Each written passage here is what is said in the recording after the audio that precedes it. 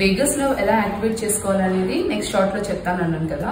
So ముందుగా parents తెలుసుకోవాల్సింది ఏంటంటే vagus nerve neurotypical kids and neurodiverse kids అంటే special kids autism and ADHD, hyperlexia, apraxia, any Down syndrome ఉన్న kids ఈ 2 kids లో ఎలా డిఫర్ అవుతుంది అనేది మీకు ప్రాక్టికల్ గా చూపిస్తాను ఈరోజు. వేగస్ నర్వ్ అనేది ఇక్కడ ఉంటుంది. సో ఆ నర్వ్ అనేది మన బ్రెయిన్ కి ఎలా సిగ్నల్ పాస్ చేస్తుందంటే న్యూరోటిపికల్ కిడ్స్ లో అది స్ట్రైట్ లైన్ లో వెళ్తుంది.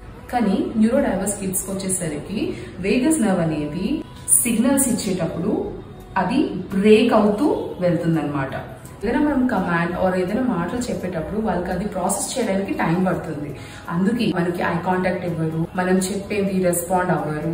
పేరెంట్స్ ఒకవేళ ఈ టాపిక్ మీద ఫుల్ లెంగ్త్ వీడియో కావాలంటే నాకు కామెంట్ సెక్షన్ లో చెప్పండి. నెక్స్ట్ షార్ట్ అనేది షార్ట్ గా మనకి వేగస్ నర్వ్ ని మనం మాన్యువల్ గా ఎలా యాక్టివేట్ అంటే స్టిమ్యులేట్ చేయగలం అనేది నెక్స్ట్ షార్ట్ లో చెప్తాను.